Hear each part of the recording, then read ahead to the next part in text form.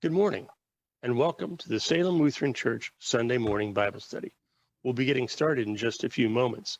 If you'd like to join in on the discussion, please join us by going to slcw.org and clicking the link to join the group. We'll be starting in just a few moments.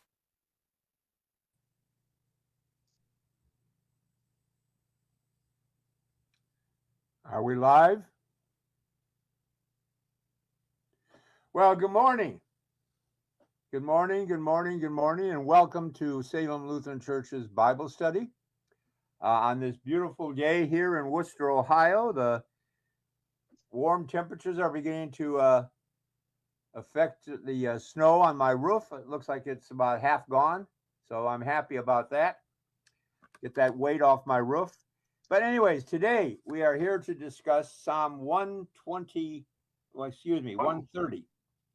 Psalm 130.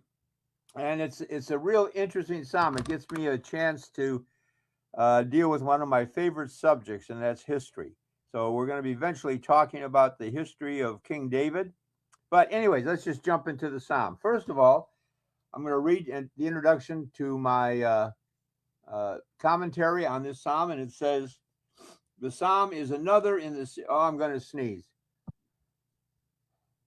Oh, gosh. God bless you.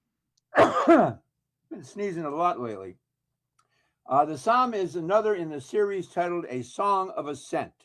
Psalm 130 begins with a personal testimony of God's rescue from the depths of guilt.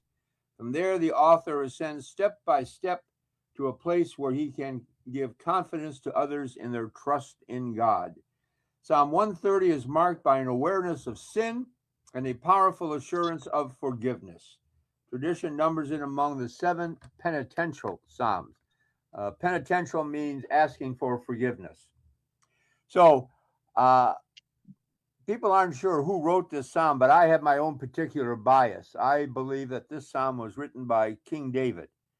And the psalm starts out by talking about a cry for help to God from the depths of sorrow. And it begins with, out of the depths I have cried to you, O Lord. Lord, hear my voice. Let your ears be attentive to the voice of my supplications. It's my personal belief that this psalm was written by David at a very low point in his life.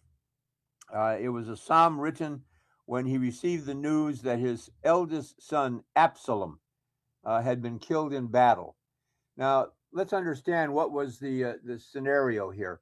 The scenario was that Absalom was the eldest male child of David, and he was destined to become the next king after David. He was the crown prince. But Absalom was a guy who couldn't wait for his own father to die for him to take the kingship. And so the story is told about how Absalom led a rebellion against his father, that he raised an army and went out against his father. And so David was forced to raise his own army and do battle with Absalom. And the story is told that that day of the great battle, David was back at the camp waiting for news on the battle and news on his own son.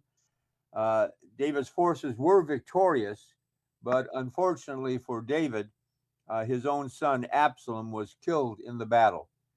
And so when he received news from his commanding general, Josiah, that Absalom had been killed, he writes this psalm, and you can hear the pain that David is feeling. Imagine the pain of a father who had learned of the death of his own son, in spite of the fact that Absalom had raised an army, in spite of the fact that Absalom had tried to kill his own father.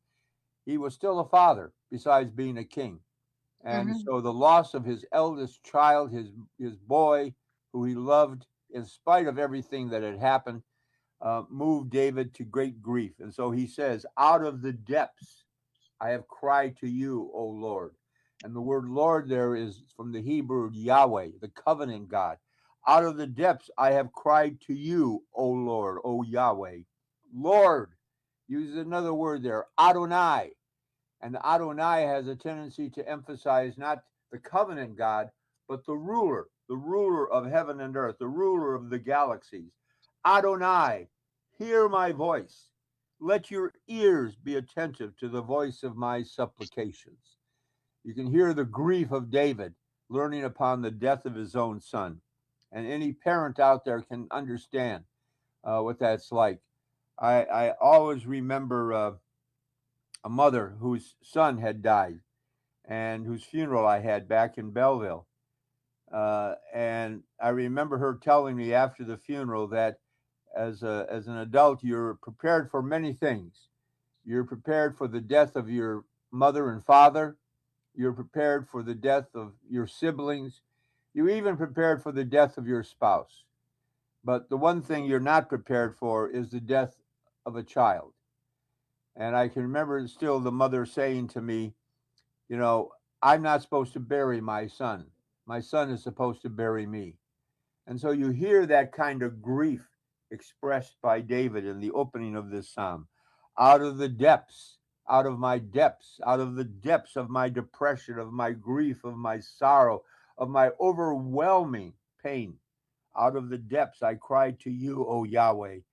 Adonai, hear my voice, and let your ears be attentive to the voice of my supplications. Hear me, hear my grief. But then the psalm goes on to identify what was the cause of his grief. And David admits that the cause of his grief is his own sin, that this death of his eldest child is a punishment for his sins. And he begins in verse 3 and 4. If you, Lord, should mark iniquities, O Lord, who could stand? But there is forgiveness with you, that you may be feared. So he admits that he has committed a great sin against God. And for this is his punishment. And he's asking now for forgiveness for this sin that he has committed against God. What was that sin that he committed? Well, I'm going to tell you a story. The story involves King David himself, because what was his great sin? I mean, we all think of David as this great king, this righteous man, the chosen one of God. What sin could he have committed that was so terrible that it required the death of his own son as payment? Well, the story is concerning David and his wife Bathsheba. And if you don't know the story of David and Bathsheba, I'm going to tell you the story right now. The story talks about Bathsheba, who was the wife of one of David's generals, a man named Uriah. And Uriah was not a Jew. He was not an Israelite. He was a Hittite. And it was a very common practice in those days that powerful kings would hire mercenaries to fight in their wars, to be a commanding general, or even to bring troops with him. And one such man was a man named Uriah, who was a Hittite. Now, where were the Hittites from? Well, like I said, they were not Jews. Hittites were, from the area in the world that would be today northern Syria or parts of Turkey. He was a Hittite, and they were very, very good warriors.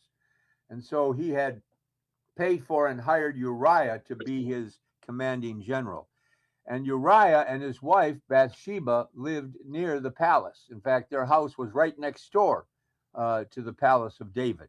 And the story is told about how one day David was out on his roof in the late evening when the sun was setting. He was up there for the cool of the day. And it was a very common practice for David to go up onto that roof during the evening hours and there to just enjoy the coolness of the night and to relax.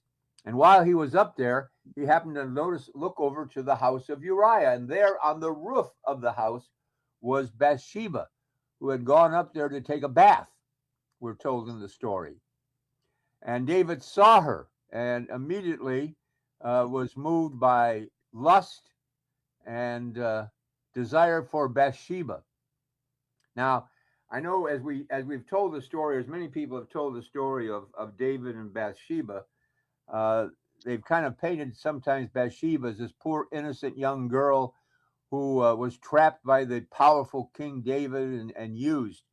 I'm not sure that's totally the case. I mean, what was Bathsheba doing up on the roof naked, taking a bath? especially since she had probably noticed that David always went up at a certain time. So my guess is that Bathsheba went up there with the intention of seducing King David. So she's not the poor innocent little girl that sometimes we have painted her to be. So, anyways, David sees her and, of course, invites her over to the palace, which she willingly goes because her plan is working. And, of course, what happens is that they have an affair, and lo and behold, Bathsheba becomes pregnant with a child. Well, now this is going to be hard to explain to the people because, Uriah has been off fighting a war during this time. He's off with the army fighting a battle against some of David's enemies, so he's not there. So there's no doubt that he's not the father of this child when she becomes pregnant. That it has to be, and the whispers, you can almost hear the whispers in the court. Oh, it's David. He had an affair with this woman, and now she's pregnant with his child. So David tries to concoct a plan to cover up what he's done. And the story is told how he sends word to the commanding general of the armies out in the field to have, he cooks up a scheme to have Uriah come back home to give him a report on how the battle is going. Now, his intention is, well, I'll get Uriah to come back home. I'll get a fake report from him. I mean, I really don't care what the report is. And then I'll send him on his way, and he'll go home, and he'll spend the evening at home with his wife, Bathsheba. And then when it's discovered she's pregnant, he'll say, well, that must have been when it happened, when Uriah came home from the battle and spent a night at home with Bathsheba. Got it all covered. And so when she is discovered she's pregnant, he can say, well, the baby is Uriah's baby. However, Uriah is a righteous man. And so he decides that it would be wrong for him to go home and to enjoy the family life of a husband with his wife. So he refuses to go into the house. In fact, he sets up a tent outside of his house and camps there and says, it's wrong for me to go into my house and enjoy my wife while my soldiers are out there fighting and dying in battle. So he refuses to go in. So now David's caught. Everybody knows what Uriah did. And so for him, he cannot claim that, oh, that's when she got pregnant when he was home. So what's he going to do? Well, so now he concocts another scheme. And the other scheme he concocts is he gets a hold of his commanding general. And he says, here's what I want you to do. I want you to put Uriah and his Hittites out in the most fiercest part of the battle. And then when the battle and the fighting becomes the most severe, I want you to withdraw the troops from around Uriah so that Uriah will be killed in battle. And so Uriah is killed in battle. And now the grieving widow, David feels so bad, he takes Bathsheba into his house to console her, and he marries her. And lo and behold, it's found out she's pregnant. Now everybody knows what has happened. David has committed adultery. And now he committed murder, killing her husband. But no one is going to speak up and say anything about it. And so things go on. And finally, there's one day in court, we're told, about how he is confronted for his sin. And we're told that one day the prophet to the court, a guy named Nathan, I like that guy's name, by the way, the prophet Nathan, comes to David and he tells David a story. And he says, David, he says, I need for you to make a judgment on a man. He says, there was a man who was rich and had flocks and sheep beyond count. And down the road was a man who had only one sheep in his herd. But he loved that sheep. And he took it into his house every night and he fed it and he put it down to bed and cared for it like it was one of his own children. But when this rich man had a guest come by, he wanted to prepare a feast for him. And rather than take one of his own sheep and butcher it and serve it as a meal, he went down to this poor man who had only one sheep. And he took that sheep and he killed it and butchered it and served it to his friend. Now he said to David, he says, what should we do with a man who did such a terrible thing? And David says, well, we should kill that man for what he did. That was a terrible act, what he did. He took a man's only lamb and butchered it for his own welfare. That's terrible. And so Nathan then looks at David and says, David, you are that man. You took a man's only sheep and you butchered it for your own use. You took a man's sheep. You took Bathsheba, and you killed Uriah so that you could have Bathsheba. And we're told that David was moved to great grief. So what was the sin of David? The sin of David, as he describes in this psalm, is his guilt and his sin for having committed adultery with Bathsheba and for having killed Uriah in order to cover up his sin. And so he's called to account. And so here's David admitting that now this terrible sin that he has committed is being weighed down on him, that he is being punished for what he has done. And his punishment was partly that he was to lose his own son, Absalom. And so we hear David crying out in grief over the loss of his son and admitting that it wasn't God who punished, it wasn't God who did this terrible deed. It was his own actions that caused this to come down on him. It was his adultery. It was his murder that caused this great sin to fall upon him. If you, Lord, should mark iniquities, O Lord, who could stand? But, David says, there is forgiveness with you, that you may be feared. And so David is admitting his sin, asking God for forgiveness. He's not blaming God for the death of Absalom. He's admitting that it was his own fault. It was his sin that caused this punishment to be visited upon him. And so we ask God, please forgive me. There is forgiveness with you. There is forgiveness.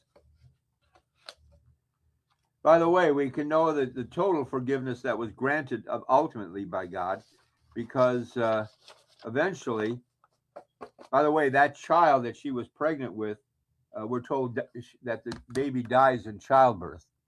But she gets pregnant again, and she has another child. And that child grows up to be known as Solomon, who becomes the king after David. So God does forgive David for his terrible sin. But he goes on. He says, I wait for the Lord. I wait for the Lord. My soul waits. And in his word I do hope. My soul waits for the Lord, more than those that watch for the morning. Yes, more than those who watch for the morning.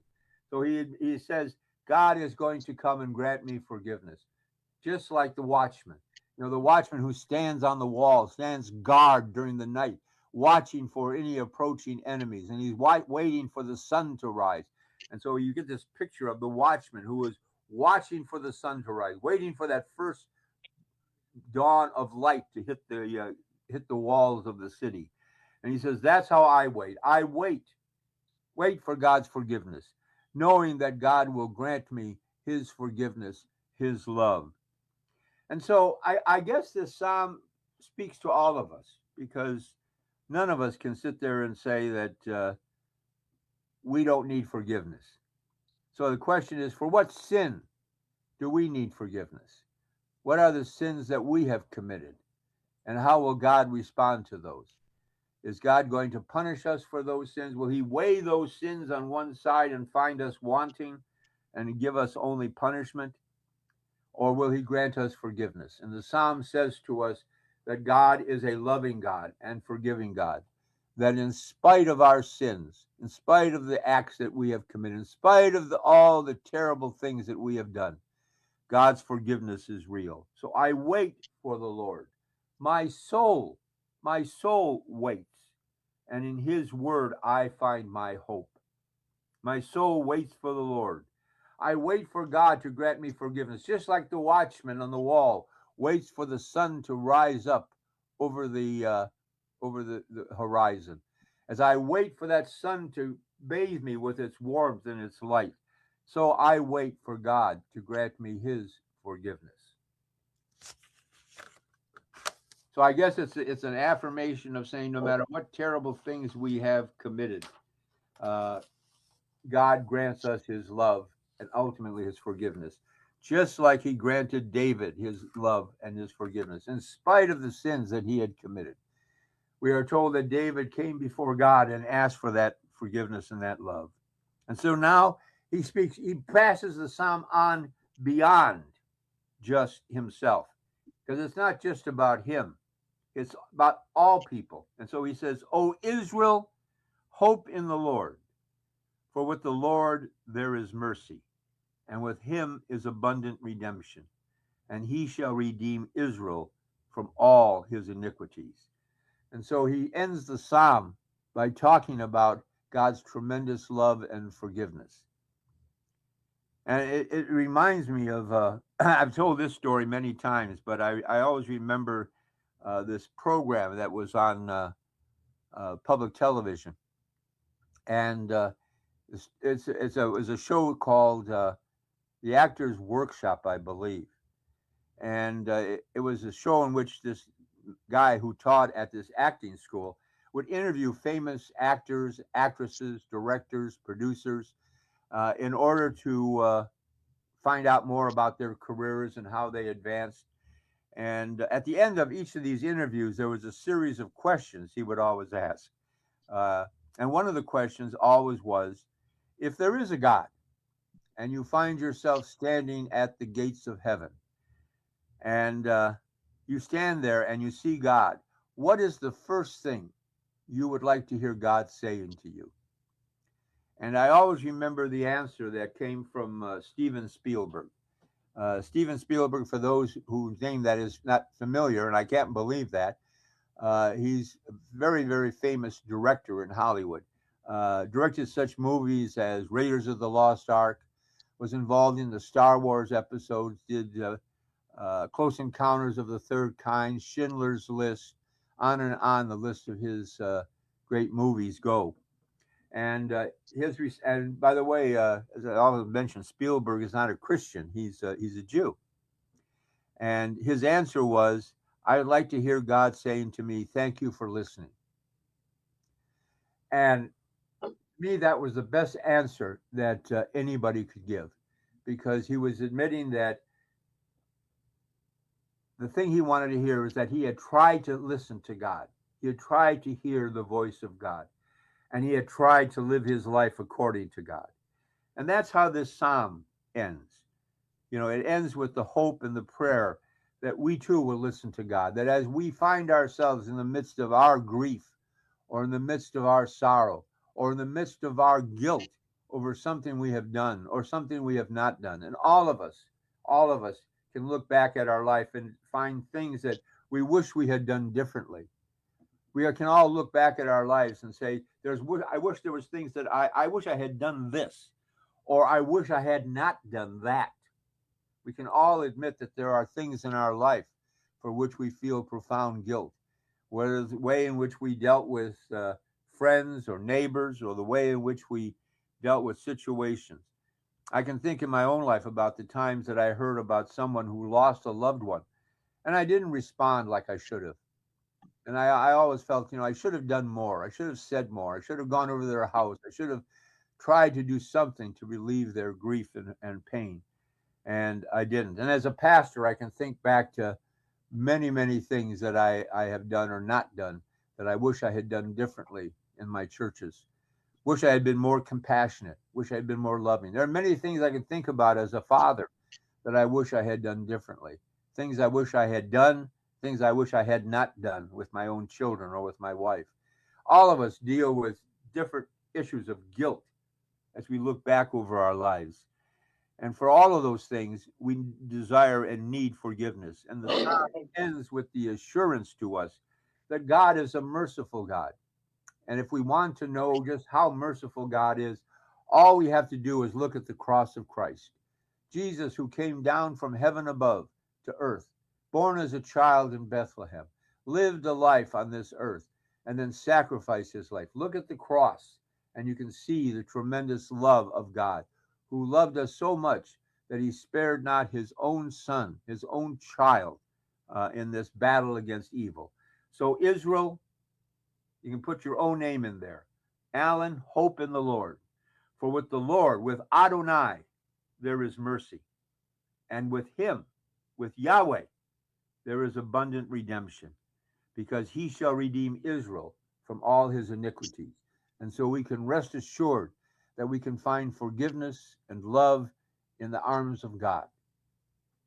So with that, I'm going to end my study today, and I hope that you find comfort as you look back at your life, realizing that the God you deal with is a loving and forgiving God who cares deeply for you.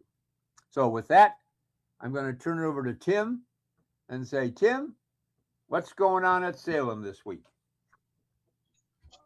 Well, Pastor, there's a lot going on at Salem this week. Should I end that by just saying that? No. Okay. Today we have worship at 10 a.m. Come join us in the sanctuary or on live stream for our worship at 10 a.m. It is the Transfiguration Sunday service.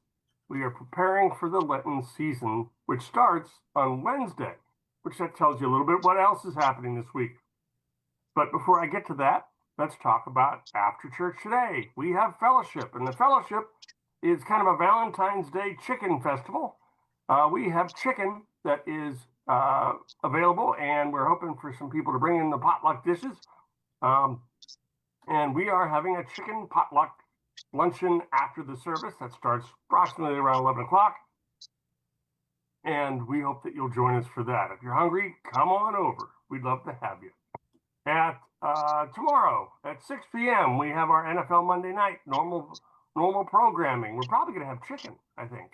But at 6 o'clock, the NFL starts out with Nourishment and Fellowship at 6 o'clock to 7 o'clock. At 7 o'clock, we watch an episode of The Chosen series and then discuss it in detail. We break when we're done.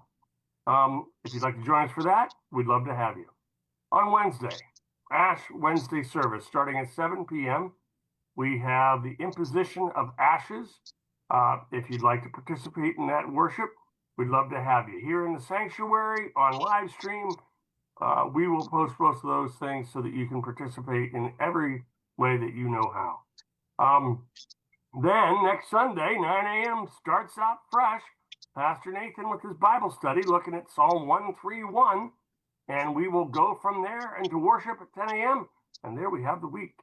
So I will hand this back to Pastor Nathan. Thank you very much. Well, thank you, Tim. Sounds like we got a lot going on.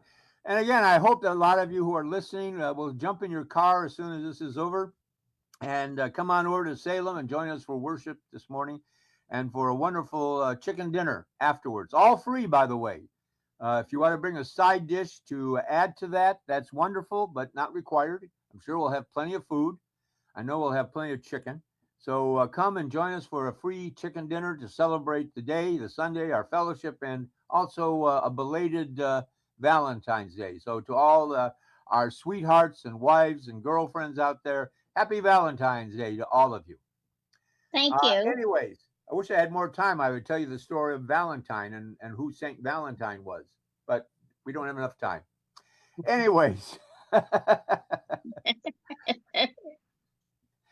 Anyways, so with that, I'm going to say I wish you all a great week. May God's love shower itself down upon you. Oh, by the way, if you see me at church on Sunday and you want to know the story of Valentine, just ask me and I'll tell you about Saint Valentine, the Roman bishop who gave his life for love. Anyways. I might lose my head if you tell that story. What? I might lose my head if you tell that story. Yeah, you might. Anyways, with that, God's gracious love be upon you this week. May he keep you well and may he keep you smiling until we all meet again. God bless you all and have a great week. Until next Sunday for our Bible study, take care. Thank you, Pastor.